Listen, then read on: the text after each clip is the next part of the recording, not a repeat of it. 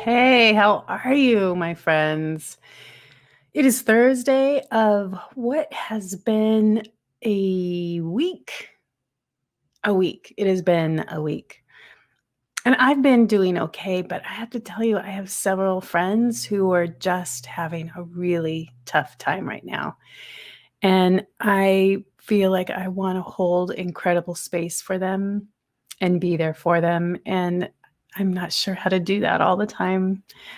But man, I'm in I'm in deep love with my friends, and I really feel a lot of their pain of what they're going through right now. So, it's Thursday. That's where I'm at right now.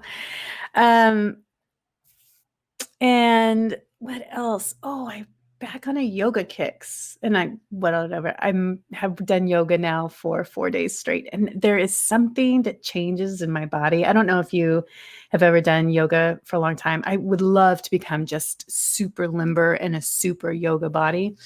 Um, but I'm really practicing more of a yoga mindset and acceptance and just acceptance of where I am and the fact that my body doesn't want to bend and move as it has been before, but that's okay.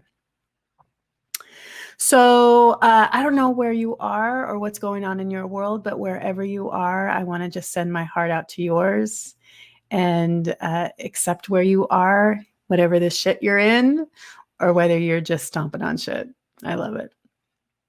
One of the things I am super excited about, though, is that I created my first meditation. And I've been a lover of meditation for years. I think it's done me a world of good when it comes to my own self awareness, my own emotional regulation, um, my own experience of the current time and the experience of where I'm at and what I'm doing, to really be present in the moment. Those are just such fleeting times and moments.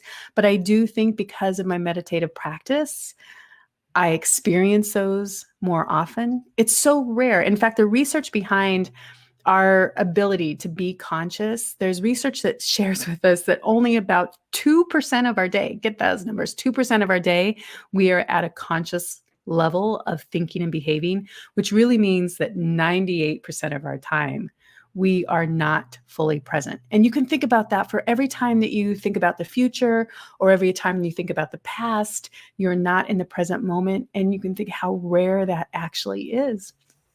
But my meditative practice has been super helpful for me. And I've been in love of meditation. I have lots of meditation apps. There's my favorites.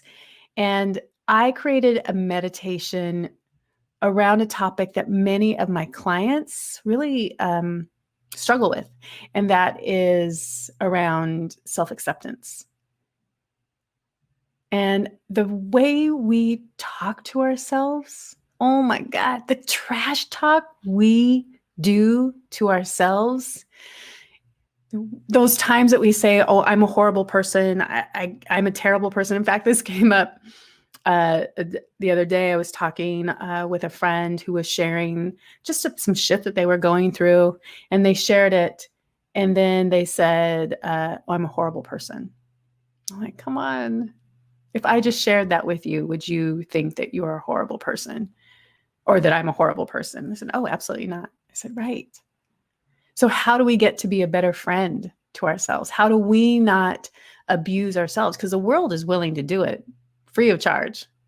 What we do is continue the story from the world, and we continue to harm ourselves and hurt ourselves with the terrible trash talking that we do. And so this meditation is really a process of helping us rewire our brain to accept the words of kindness and generosity and love, to tell us that we are enough, that you are worthy, that you are capable of accepting yourself just as you are today. And when I talk about self-acceptance, sometimes I think people think that if I just accept myself, I'm just going to become lazy. I'm not going to go after my goals. I'm not going to really want to improve myself anymore. That couldn't be further from the truth. What it really means is I'm able to accept myself, all of it, the bad thoughts, the ugly judgments, all of that. I'm just able to accept it and not shame myself, recognizing that that also is a human endeavor and I'd like to improve it. It doesn't mean that without self-acceptance, what happens is we get into a terrible cycle then of continuing to shame ourselves. We had a bad thought. We shouldn't do that. We just judged someone. We shouldn't do that. Right. Well, what if I just said, I just had a bad thought about someone. I'm going to recognize that. I wonder what kind of pain I'm in. I can accept that, right? Because I know this for sure, that people who are in pain cause pain. And so maybe it's a time for me to check myself. How am I judging myself so that I can look at why am I judging someone else? So anyway, I wanted to share that with you because I'm super excited about this meditation. I think I remember when I was doing it, I felt like I had one or two people really in mind who I really love and adore, who I wanted to talk to. And I hope everybody who gets a chance to listen to it recognizes that I was talking to them. My firm belief is that if we can build a world of people who actually love and accept themselves just as they are today, that we begin a world of healing and loving each other as well. I mean, I'm in California. We got a lot of woo-woo stuff out here, but what if that was really true? It's the one thing I can do to help impact the positive place in this world. But I'm going to put a link in the notes or in the comments for that meditation. It's free. If you want it, you can have it. I want to give it away. Give it away to the world if you want to listen to my voice in your ear, whispering sweet nothings. Actually, it's a lot of sweet somethings in your ear. Hey, wherever you're at today, know that I'm sending you love. And I'll talk to you later. Bye.